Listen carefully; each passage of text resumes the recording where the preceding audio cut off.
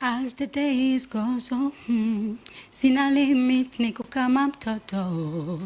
I'm feeling sure. Kama itabaki hivi, hand in hand with every heartbeat. Sikia sauti. Heartbeat. Yeah. Wewe sio kama wale umenitoa mbali. Mina frasizane. Okay. As the sun begins to rise, Rise. It's you the light. Dam. Ukondana nyumba feel the homicide. Sikia wewe As the sauti. sun begins to rise, Okay. It's you the light. Ukondana nyumba feel the homicide. Ukwimisigenda rugumagwe yongera. Urakeye umutwenzi uratamanzuye nyegera ngubwire akambakiye nuguru insuki z'umutima wanje winjire erega ni uhora mu vyiyumviro vyanje unahure naho ngubwira ukababara ngakubwiza ukuri ukanga kunahura harukuronka no kubura heregura menya rukundo kwimana itanga ku rugero kisira kwihebura kizire ninabura stop crying cause I'm ready to fight for you ninabura stop crying cause I'm ready to fight for you baby niwe yo. Oh my gosh. Yeah. Okay. Yes, hajya Shani Queen iyo uvyutse mu gitondo ukivyuka ikintu cyambere utangira gukora ni giki? Ikintu cyambere ntangura gukora ntangura gusenga. Ya kuko Imana niba yampaye izo nkemu zindi kugira ngo umunsi ndawujemo yego utangura gusenga. Yego. Iyo Shani Queen asohotse ikihe kintu atigera bura kitigera kibura kuri we? Iyo Shani Queen asohotse avuye mu nzu agiye out mu bintu utwara hariho ikintu kitigera kibura apart ya telefone? Ikintu kitigera kibura ni labelo, fondoti, ikindi kitabura bya nivyo bitashoboka. Labelo na fondote. Alright. Muri kino gihe Shani Queen akunda ikinyobwa icayi. Muri kino gihe nkunda ikinyobwa cyitwa Vitalo. Vitalo. Niyo boisson yawe préférée? Yeah. Okay. Sasa Shani Queen, iyo hataba umuziki ni kihe kindi kintu uhora ubona ushoboye? Donc hataba umuziki kindi kintu wokora canke ikintu ubona ubangikanya n'umuziki? Kindi kintu mbona ubangikanya n'umuziki so kindi kintu nzi kwanza ndazi guteka. Uba umukozi wo mu nzu. Oya sina umukozi wo mu nzu. Yeah. Ndashima Imana kuko ako kazi n'Imana ndibaza sindiko ndagaya bagakora mugabo mbona umenga noba no kugurura nka restaurant. Yeah. Hanya ni kihe kintu uzi guteka cyane uvuga ati kuri iki ndi special? Ndazi guteka inyama, ibiharage, umuceri, donc en tout cas ndabizi byose. Yego. Okay, ati ndabizi byose kwisanga ndiko ndateka. Nturagerageza ngo ugire restaurant yawe? Sindagerageza mugabo biri mu bintu ushobora gukora. Uzokora. Yego. Ukagira restaurant nyene ni VIP. Uko Imana izo mu bushobozi niko nzayi. Ndabaza Shani Queen afise imyaka ingahe mo tubwira? Je fais 36 ans. 36 ans. Bona nta nivyo kwinyegeza. Yego. Non, je sinzi kunyegeza imyaka yanje. Kuko imyaka yi wanje. 36 ni 36. Yego. 36. Yes. Wewe na incomparable wawe. Hoba hariho target hariho target cyangwa very soon tubone aka invitation? Yego birashoboka kandi si imyaka so nuwakera munsi naho barahoranye hari n'imyaka nk'itanu hazaba ama ups and down mu bivamo mugira mu bisubiramo cyangwa yamye ego ni kino gihe ukavuga ati inyuma y'imyaka myinshi reka ndakuririmbira kuko urumva umuntu ugomba kumubona kwanza umuntu ugomba kumuraba ntukangwe n'imituragaro umuntu ugomba kumuraba ukabona ati uyu muntu ibi n'ibi nuko yego okay sawa muri yano mbere yo kugira flashback ni agakino nise flashback kugira ngo twongere twibutse wa undi yagukunze mu myaka 3 iheze afise indirimbo yawe uri muri playlist imaze imyaka 3 wa undi mu myaka 7 iheze turakina ako gakino ko tugakina no kunguku ndakubwira ijambo rimwe riri mu ndirimbo wewe yiwawe canke indirimbo woba wa participient hanyuma turaharura imisegonde 10 uca wiyumvira iryo jambo indirimbo irimwo uce unaturirimbira gatoya hanyuma ucute kuko uca wibuka n'impamvu uraza kwibuka histoire ntoya ku iyo ndirimbo utubwire na story ntoya about iyo ndirimbo. Are you ready? Ndaza kuvyuka kwe maze kuririmba indirimbo nyinshi cyane maze kuririmba indirimbo nyinshi mugonda zikuzizi nanje nagucaguriye zazi ndudashobora kwibagira iyo wibagira ndakwibutsa ucuyibuka hama ucutubarira ucuturirimbira gatoya akuza kuba wibuka utubigira story ati muri no ndirimba ibihe byari bimeze uko donc urashobora kuba hariho impamvu yanditswe tubarete impamvu yanditswe niyi. Sasa turagenda kwino ndirimbo turahera kwino ndirimbo harimo ijambo iryungane rivuga ngo tuzobana tutahukana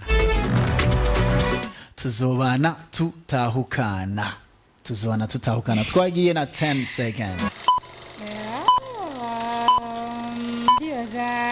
kuvyukuri voilà twagiye ro turirimbire uraturirimbira twumve kuvyukuri yuko nkunda tuzobana tutahukana.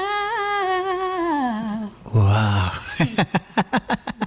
Ino ndirimbo ni featuring Lolilo. Ino ndirimbo rashobora kuduhereza aga story gatoya haheze imyaka myinshi ariho benshi bakeneye kumva bo bataronsa amahirwe yo kukumviriza peut-être mico gihe nko ku radio canke batazi story. What's the story behind ino ndirimbo akantu gatoya waba wibuka?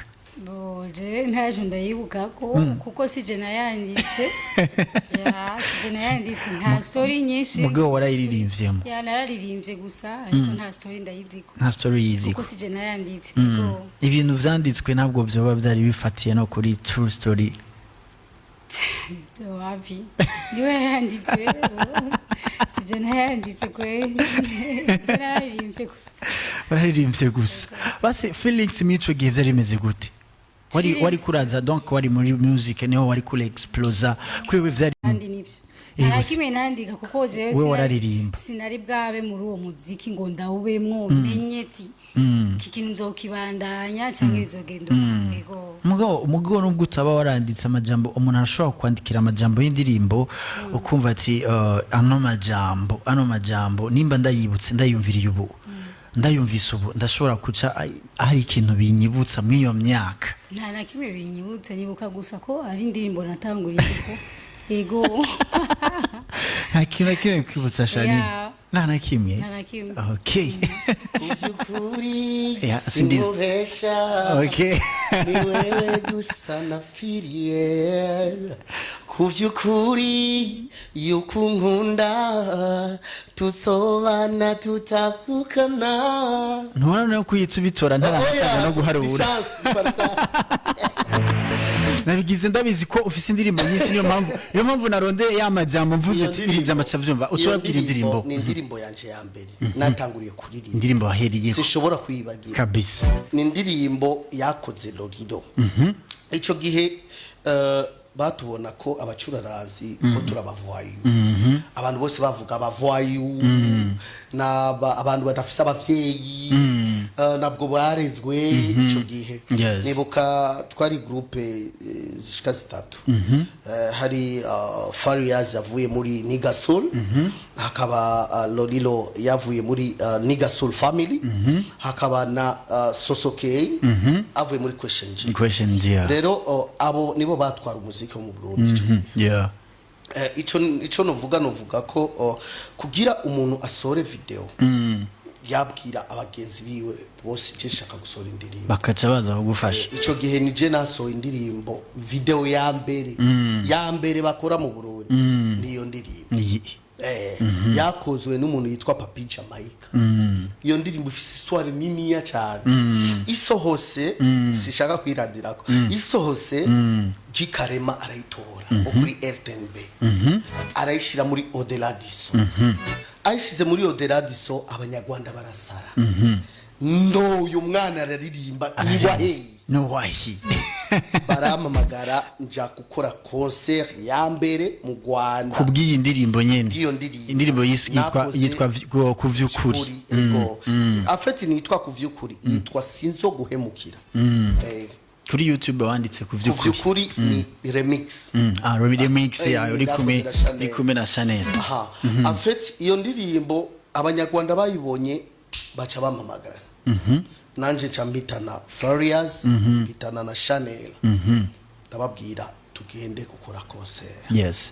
turaja kuri université ya Butare niyo twatanguriye gukora concert turakora concert ubwa mbere mu Rwanda byari bikomeye byari ibintu bihambaye rakoze tuyi iyo story aro benshi nk'iyo batari bayizi baciye babimenya kubwiyo ndirimbo Arafro umufata nk'iki kuri wewe Araflo ni mu ex wanje ya ni ex wanje kandi ndamufata nk'umuntu w'umugenzi ndamufata nk'umuntu yobera mfashije cyane umuziki ya hari ibintu byinshi cyane nagenda menya ya kubera kandi ndamushimiye kandi zokwama ndamushimiye okay turaza legend Lolilo umufata nk'iki so wewe yashize mu muziki mugabo sinovuga ngo yashize mu muziki mu gihe jewe sinigeze ngira indoto zo kuririmba mugabo we yaranshize mu muziki yatumye ndabijamo mugabo ntabizi ntazi n'ivyo ngiyemo so naco nyene nokimushimira kuko gushika n'ubu ndashari muri wa muziki so yarabinyinjijemo ati yarabinyijijemo umwe ati he is my ex love Lolilo is not your ex no nta rukundo migeze mu canama tugenda ku ndirimbo ya kabiri indirimbo ya kabiri irimo iryungane ngo urukundo samarongo urukundo samarongo urukundo ndacagukunda we yes ndacagukunda ndacagukunda iyo ndirimbo yo ni featuring yari featuring Chanel tubwire story what the story behind Chanel aririmba hanyuma nari kumwe na Big Fizzo muri clip hamwe na Salum Salum yarafise studio mu Buyenzi kuri premiere rero iyo ndirimbo sinzo guhemukira pardon ndacagukunda ni indirimbo twakoze igihe gikomeye cyane igihe gikomeye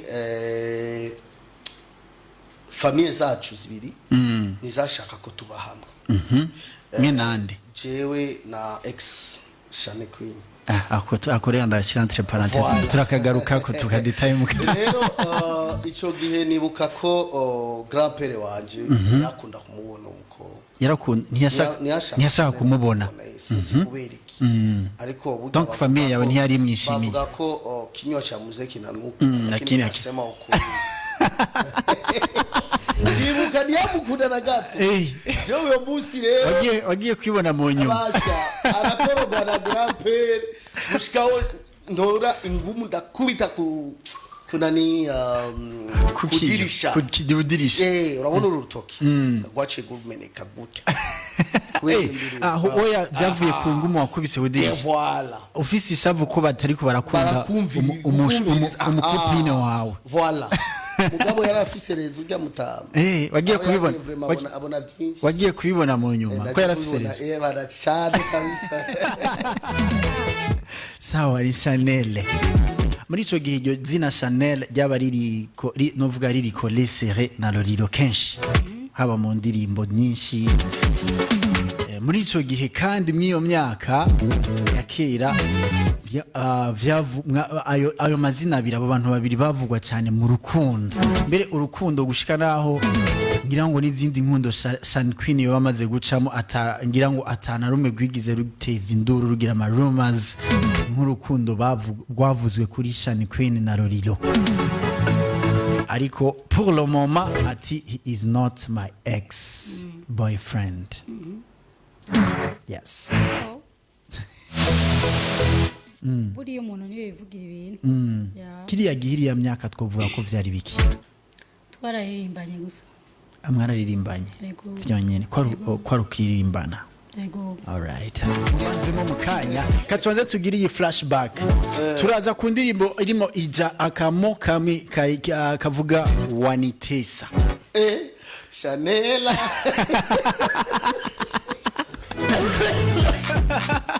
ndirimbo zitoye zute zose zo muri album imwe muri album hari impamvu turaza kubazo yimya mukanya yo rais yes namaze kubivuga wanitesa Chanelle waja kunichosha ndirimbo nayo irakomeye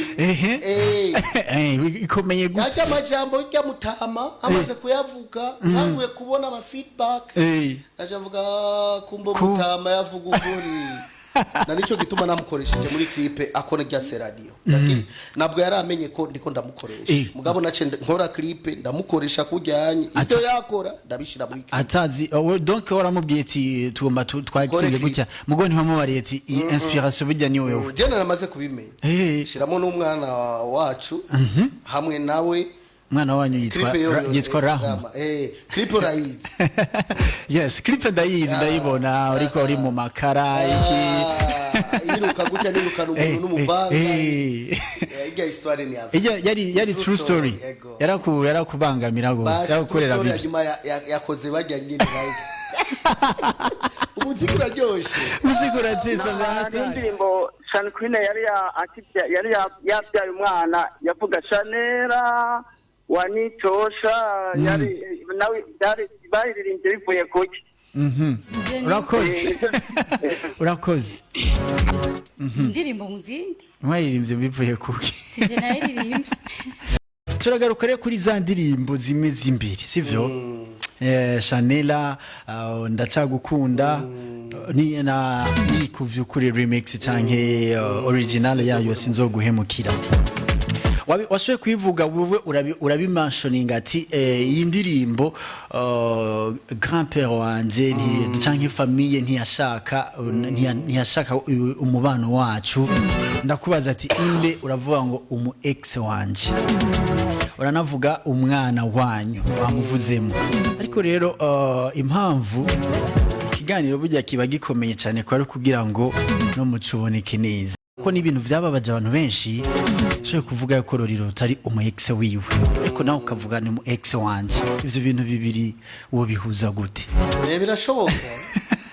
birashoboka en fait cyo na jewe ndumugabo yes kandi ni example ku bantu benshi no kugwaruka rero umuntu nkanje ni umuntu agendera kujama ni umuntu atabesha mu buzima ego narigeze kubesha ndabesha narabiciyemo ugaho aho nshise no munsi no umuntu umugabo yes umuntu w'umugabo voilà rero ari ibintu biba kuri iyi si ukibaho uzokwama wabibonye buri munsi rero kuba yavuze ko ntabwo nimwigeze muba ngo mu rukundo voilà veut dire que yasoka n'umutoyi wanje c'est vrai yasajya la vérité yasokana n'umutoyi wanje reka ndabivuge parce que ça fait très longtemps kandi ivyo bintu bimaze kunshavuza cyane ukuri kuja habona yasokana n'umutoyi wanje akasokana nanje amemta niko vyari bimeze na nico gituma kenshi amavuga ko uya mwana atari gwanje niko mu ndirimbo zawe nk'indirimbo navuga indirimbo wivu harimo umwana kandi uwo mwana ico gihe vyavuga ko ari wa couple yanyu kumva ico gihe mwavugwa ko muri couple ubu yasivyo ntivyari vyo biga ujya mwana vyari bimeze gute je umwana n'uwi wanje hama nta bindi no muvugako n'uwi wanje wawe hamwe nande si ngombwa umwana n'uwi wawe na Lolilo n'uwi wanje jewe jenyene ego wewe nyene wewe gusa hama je ndenda mwishure iriya n'indirimbo n'izindi ego nijari tuzomenya papa w'umwana Rahma byari kubera nta buzima bw'umu icon cyangwa bw'umu star unigezwa fin of bizoja kumo donc azamenyekana nijari uzovuga ati ubu rero banamuwa kumutangaza nta munsi nzopfa ndamuvuze kuko ntibikenewe wewe ni wamuzi ariko umwana we warazi papa we yego aramuzi nanje ndamuzi ngabo ntibikenewe ko ndamubwira abantu kubera abo bantu barazi ba papa babo birahagije umuntu ni wamenya papa wiwe wenyine umwana ni wamenya papa wiwe yego kandi birahagije tuzokoresha ikiganiro Rahma mutubwiye arakuze ni akibaha naho nyene yamaze kubivuga kenshi rero ivyo bintu vyajyanishije imiryango mugabo jewe n'umuntu wakuze umwana n'umwana umwana namavuga ko n'umwana wanje ahantu hose parce que je namuritse nashizemwe amahera menshi kandi n'umwana wanje n'umwana we warabihokonisa cyari barabimukuyemo babimukuramo bavyemera yabutari gwanje abantu wa petit frère mugabo n'umwana wanje parce que n'umwana harimo amaraso yake kumva yasohokana namwe muri babiri muvukana usanga ari wa petit frère byose birashoboka mugabo umwana n'umwana c'est tout n'umumarayika umwana wacu ati n'umumarayika rero iyo question nakwishuye gutyo kubera sinshaka ko icyo bintu bizogaruka rero bamenye ko mu buzima si genda uwa mbere cyangwa si genda uwa nyuma umukobwa ashobora gucitinga agakora amakosa mugabo akabandanya kubaho iyo cheating niyo yoba yaratumye muvana mutabandanya urugendo grand père buri musi yambwira imbere yo gutora decision icara wiyumvire incuri jana kwanza mu mutwe wawe kandi ntukemere umuntu agutorera decision voilà ntukemere gufatira decision voilà ufatira hejuru aho nyene nande waricaye wewe urumva yuko uwo decide urumva nashwana na famille ngashwana ibintu vyose me iyo ni vie privée nitwo irandiramo kandi ivyo bintu vyabaye imyaka n'imyaka yaraheze rero ababigarukana canke abajournaliste bamabigarukana veut dire que vimaze gutora inumbero ntibasubire kubaza izo question kabisa inyishu niyo ati yasohokana natwe turi babiri tukama dushwana nitwashwana ngo entre Dieu et petit frère oya wewe nawe we nawe ego twarashwana bimwe bibi ngo wakera vraiment imana irakomeye nagwana mwibarabandanga arigiye niyumvira kubera kinagwana uravyiyumvira ni kubera wewe wari ufise urukundo peut-être ko waruha birashoboka byose birashoboka byaravuze yuko ari wewe wamwinjije no muri mu muziki kuririmba nivyo ivyo nivyo kandi c'est la pure réalité hame yosubira muri music wo mwemerera inde Rahma jewe nta sinigeze mbona umuziki we n'umwe indirimbo zibe zirondeye kugira ndazikumvishe kuko nari ndabizi yuko umbarira ati nta muziki cyese neza naho zinyumvisha Stone je ntayo nzi nta mwana numwe wanje aririmba ni jewe jenyine ndirimba ariko ico gihe aririmba ico gihe aririmba je ni je nabimenye we ntiwabimenye ico gihe aririmba yaciye ahagarikwa kandi yahagaritswe na Queen na Lolilo ati abanze yige ako koko nakubibuka je ntavyo nibuka Okay. na mwana wanje numwe aririmba jewe jenyine oya nta numwe aririmba ubu ahubwo hariho uwigeze gusha kandi yaririmba neza by the way ntavyo nibuka yaririmba neza vraiment mumugururire yongera asubire muri icoshoboka nishoboka nivyo kunda urazi ya stone yari ikintu ngenda kubwire buriya hajya turihenda twebwe abavyeyi hari igihe ushobora kujana mu muziki umwana wawe abavyeyi mwicarana mumvirize ya hari igihe ushobora kubera wowe icyo ukora Yes. ukaca usanga ushaka kugishira mu mwana wawe ugasanga sico kintu wewe ashaka sivyo ukaca usanga bibaye ikibazo ya nico gituma je nta mwana wanje n'umwe urahashwa umwana wawe yes ikindi kibazo nkeneye naco nyene ko umuco kugira ngo navyo nyene tuce tubikrotira nagiye n'umuntu azosubira kubibaza nabajije ati umwana wanyu nubwo umwe wewe atamentioningwa ko ari uwiwe wowe urabizi ko yigeze kuririmba yego urabizi inde Rahma ko yagize kuririmba parce que ni je namushize mu muziki voilà je narakibajije ndonke inyishungo ivyo ntavyo nzi ntabwo yigeze aririmba malheureusement narondeye iziya ndirimbo kuko ndazizi urazishaka ndazifise muri telefone uze kuzimpa wadi yitwa okay kandi yarabirimo neza nani complete ni nyinshi zishikazine kubera iki none yaciye ava ahagarika umuziki nibijya nakubwiye mu buzima vraiment mu buzima il faut faire attention kandi il faut ko umenya ejo harahari ibintu bishobora guhinduka no munsi cyangwa bikahinduka umwanya wari wose d'un seconde à l'autre ibintu bishobora guhinduka rero il faut faire attention ukamenya iki kintu ndiko ndakora eske kisoba gute ego berereka ndabivuge ndafise n'umwana wanje umuhungu yitwa Salum niwe atwara izina rya papa wanje yitwa Salum amaze gusora indirimbo zine turazisohora bientôt muri umwaka nyene ubwo umushire hanze kandi si exclusive news azoba ari muri label kanaka si jezo mudirija mugabo iyo label izo mudirija mu vyose kabisa arafise imyaka 7 afise 7 ans agumfise muziki ine agomba ririmbe agomba amaze kuririmba amaze muri game afise na management ego si jewe Salum ni kuri Lolilo na Loliane. Okay. Kandi ni uvuga ati niwe atwara izina ryanje. Atwara izina rya papa wanje. Kabisa. Nuko bimeze ariko hagati aho biranavugwa yuko oba ufise umwana ari hanze kandi akina football. Nivyo.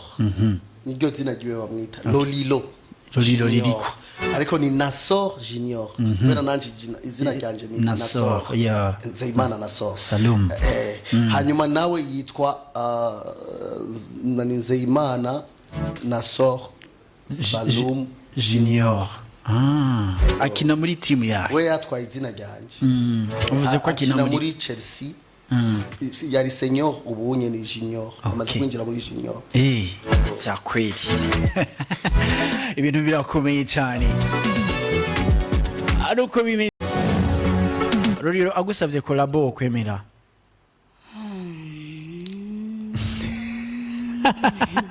Castet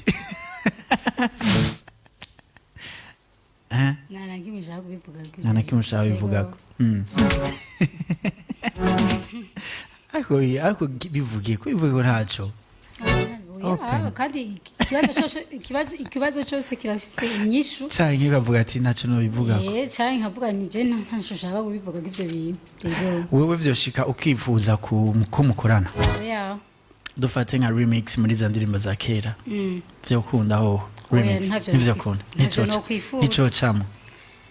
nico chamo akarongo gatukura Shani Queen agusabye collaboration wo kwemera je ndakorana n'abantu bose wewe wo kwemera umuntu wari we wese jewe uri tayari muri wewe wumva vyoshika Shani Queen ukamusaba collab kubera iki uyu muntu aka kantu nakanyuma oya mumenye ko ndi marié man ushaka ko njya mahanze ariko no muri rimwe ushaka ko njya mahanze umugore wacu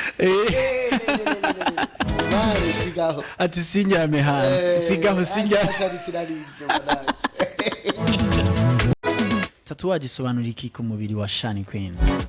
Tatuwaje kuri jewe ni souvenir y'ibintu ushobora kuba naraciyemo. Imwe yose bifise impamvu, imwe yose irafise impamvu. Ari mbona yanditse mame meilleur quoi, mon meilleur, nta kindi kirenga ko inyuma, nta kindi. Mon meilleur, ton meilleur c'était qui? Ni Imana. Donc yashyizeho kubera Imana. Ya Jésus est mon meilleur ami. Okay. Ubu bishitse ugashiraho tatuwaje bivanye nibihe urimwo canke ibihe urimo ubuzima muri social canke ibihe urimo n'umuntu hama uwo muntu bigashika mugashwana za deception zavugwa ukwiyumva gute uhitamo kuyifutisha? So mu buzima umuntu no kwihenda birabaho canke gukora ikintu muri ico gihe wari uryohewe kandika kw'izina ry'umuntu birashoboka. Mugabo nibaza ko kenshi hari gihe bari imyaka mugabo ubonye ku myaka yanje je mfise sinibaza ko noshira ku kintu ntabanjije kuraba bishitse tugakorugana wobifuta ntayo nofuta wagumizako. Hari mu gihe tumaze kubona Loriane, hari indirimbo irimo mama watoto mama mwenye nyumba kabisa wawundi biratira. Hari indirimbo irimo akajambo signature, urayibona? Tire umuzima bwanje bizibiri bikanakubwiye ko indirimbo ifisa amajyabo arashobora gusanga ijambo rimwe barikoresheje ahandi. Ariyo disque dire akaba na signature. Ariko je nashatse kuza kuri disque dire sasa. Story behind. Story irakomeye. Video vixen ni kwa kundi nabivuga mama watoto. Hajya nari maze indwi zishika zitatu dukundana. Muri mu rukundo rucira umuriro. Indirimbo imubwira ko niwe disque dire yani. Parce que natangwe kubona ama feedback ndi kumwe nawe ibintu byari vyifunze biriko biruguruka uvuga uyu mukobwa burya azoshikana kure kabisa. Uri ubonye imiryango itangiye kuguruka myinshi cyane uvuga burya kumbe ni sinyatira ubaye n'umuntu agukunda vyavuga burya mu buzima nukonye hari ikintu abantu batazi mu buzima ubanye n'umuntu ukunda de vrai nawe akagukunda de vrai atagucitinga cyangwa utamucitinga musanga ibintu vyinshi bitanguye kuguruka ubuzima utanguye kuryoha ibintu utanguye kuroga akazi utanguye kuroga inzira nyene yagubona kure amfite nico nashatse kuvuga. Yes, nakoranye clip nawe ndamubwira ko ari signature yanje nta nivyo kandi 14 ans turi kumwe atamijyana aguma ari mushasha muri wewe. Oh my gosh, akajambo kame kuri we aho uri ose Rubyana menya ko ku mutima wanje ni wowe gusa kandi nzogukunda ushika gupfa. Oh la la. Niho haciye hava nubwo wambaye agakoti ku matatuwaje yawe hariho izina giyo Ingabire. Niho wiyumviriye kumwe ko mwica pako miyandikako. Parce que nabakunze kabisa iyo nani nayishize ko tumaranye imyaka 5. Navuga ati uyu muntu natangwe kubona ibintu byinshi bihinduka mu buzima bwanje kandi mbona ko mazi yo myaka yose udashwana udashwana ubwa mbere wari umushwanyo hatari fo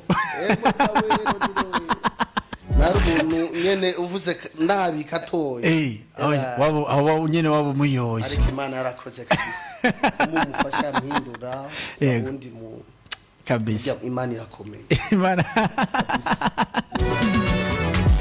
ngiye kuza ndatanga ibikoko byanje nacishijemo uwo mwaka canke amezi 8 donc ngiye kubikora n'ukuri hanyuma ico tuma muvyizera nuko ufise management byose ndabivuga ariko ndazi naharure ukwezi kumwe n'inusu cyangwa amezi abiri mu mezi plus tard amezi abiri uzobusoye kuvuga duharure kuva kuri incomparable amezi abiri. Okay. And of course mwari kumwe nanje, call me the one and only umwe kumubumbe. Oh yes, of course, my name is ASTONKING, Aston King original, magical, biological, made in Burundi, all the way from Kayanza paradise, good boy creature. I'm the best among them. You know what it is. It is all just a daily like it is. And of course, used to call me Inare Yumugwa, Garso Bombo Chocolat, super driver, vibe master, vibe controller, make vibe master. Shansan boy gikundiro umusesanguzi mamere muziki umutebutsi gwagasore Mr. Davida, Mr. OK. Nayandi meshi mama day by day. I'm sorting for the names, for the love. But you have to know that if you love me, I love you too much. Even if you don't love me, I don't care anymore. I love you too because I don't have time to hate a person. Tuba turi busy n'ibintu byinshi, byo ngukuye umunsi uzungukejo turi busy about our family, our friends, nta mwanya tworonka kurabana ari binikirema muntu. In fact turi mu rukundo na buri muntu wese. Nimba unkunda ndagukunda cyane, utankunda naho nyine jewe ndagukunda. Ntuzocuncahiga mwene wacu.